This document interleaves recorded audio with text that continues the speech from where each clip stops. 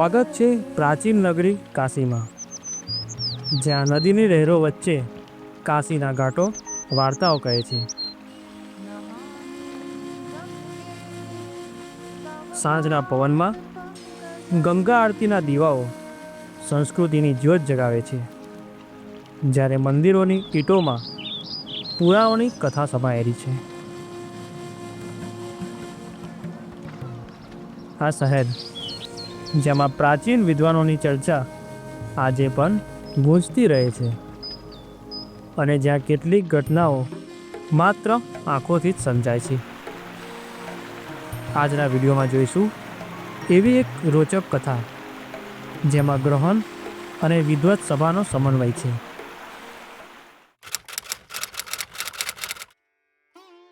આ છે કાશીમાં બંગાળીના વાડામાં આવેલી ધર્મશાળા. આષાઢી સંવત 1848નો સમય છે, અને અત્યારે રાહ જોવાઈ રહી છે અયોધ્યાથી પધારનાર ખાસ મહેમાનોની, જેમની ઉપસ્થિતિથી આજે એક સાથે બે પ્રસંગો રચાશે: ગ્રહણની ભક્તિ સભા અને વિદ્વત સભાની ચર્ચા.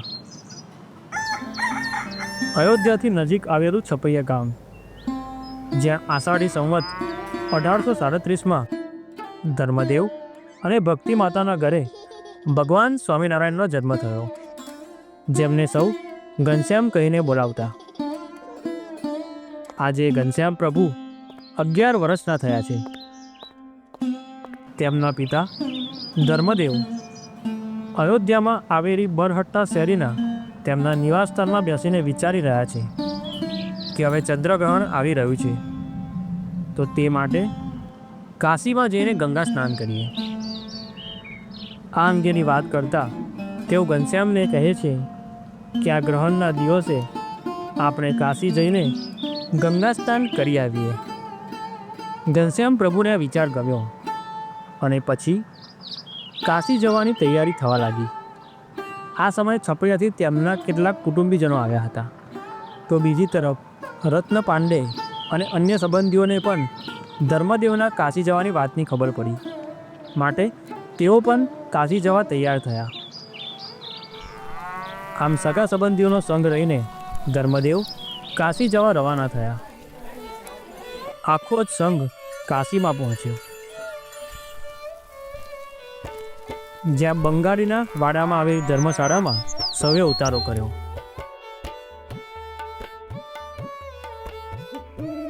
રાત વિતાવી અને સવાર પડી. બધા વહેલી સવારે ગંગા કિનારે સ્નાન કરવા ગયા.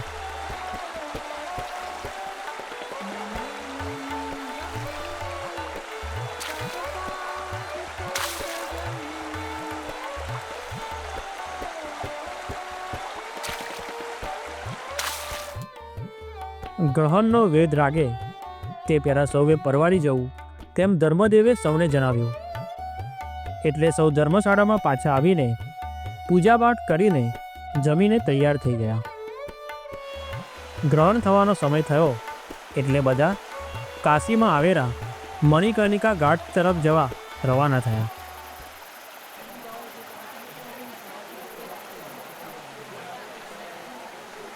ગ્રહણના સ્પર્શની શરૂઆત થઈ એટલે ધર્મદેવે સૌને ધૂન ભજન કરવાની આજ્ઞા કરી, એટલે સૌએ ભજન કરવાની શરૂઆત કરી.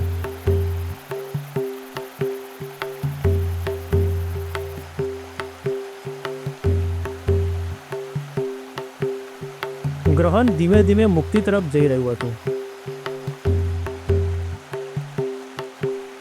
અને જ્યારે ગ્રહણ પૂર્ણ થયું એટલે સૌએ ઘાટમાં જઈને સ્નાન કર્યું.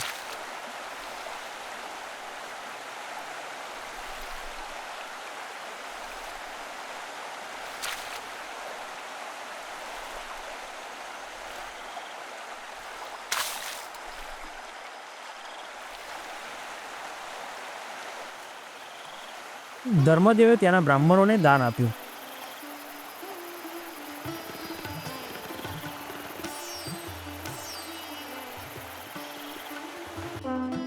પછી ત્યાંથી બધા કાશી વિશ્વનાથ મંદિરે ગયા.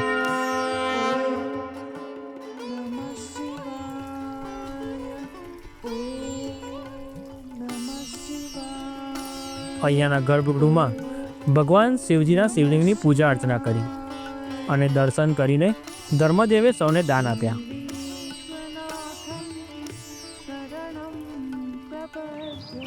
પછી સૌ ધર્મશાળામાં આવેલા ઉતારે આવ્યા.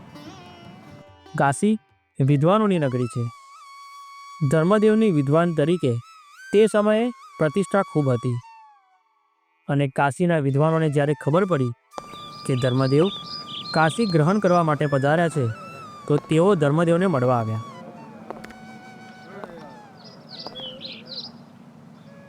ધર્મદેવને આ તીર્થમાં 10 દિવસ સુધી રોકાવાની ઈચ્છા હતી અને આથી તેમને ગંગા કિનારે આવેલા ગૌમઠમાં પોતાનો ઉતારો કરવાનો વિચાર કર્યો, જેથી ગંગા સ્નાન કરી શકાય અને વિદ્વાનોને પણ મળી શકાય.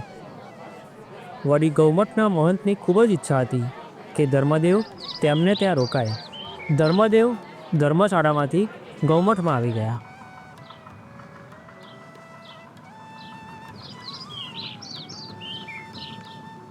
ધર્મદેવને મળવા માટે વિદ્વાનો ગૌમઠમાં આવવા લાગ્યા અને સૌએ એક ધર્મસભા કરવાની ઈચ્છા વ્યક્ત કરી.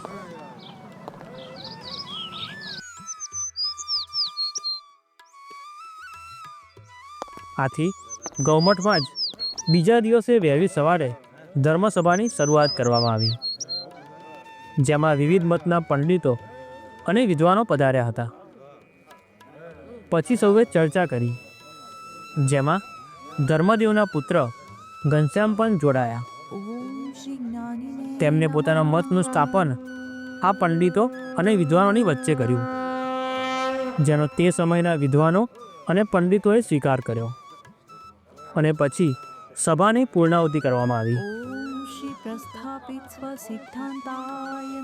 આમ ધર્મદેવની કાશીની આ યાત્રા એ જ્ઞાન અને ભક્તિનો સંગમ બની ગઈ અને કાશીના એ ઘાટ પર હંમેશા માટે ગુંજતી રહી. આ પ્રસંગ અંગે તમારું શું માનવું છે તે અમને કોમેન્ટ કરીને જરૂરથી જણાવશો. અને હા, જય સ્વામિનારાયણ લખવાનું બિલકુલ ના ભૂલતા. આવનારા સમયમાં ભગવાન સ્વામિનારાયણના કયા પ્રસંગનું ઐતિહાસિક એનિમેશનમાં દર્શન કરવા માગો છો તે અમને જણાવશો, જેથી ભક્તિ સાથે જ્ઞાનનો ખજાનો આપ સૌ સુધી પ્રમુખ પ્રસંગમ ચેનલ દ્વારા પહોંચાડી શકીએ. અને આ માટે પ્રમુખ પ્રસંગમ ચેનલને સબસ્ક્રાઈબ કરવાનું ના ભૂલશો.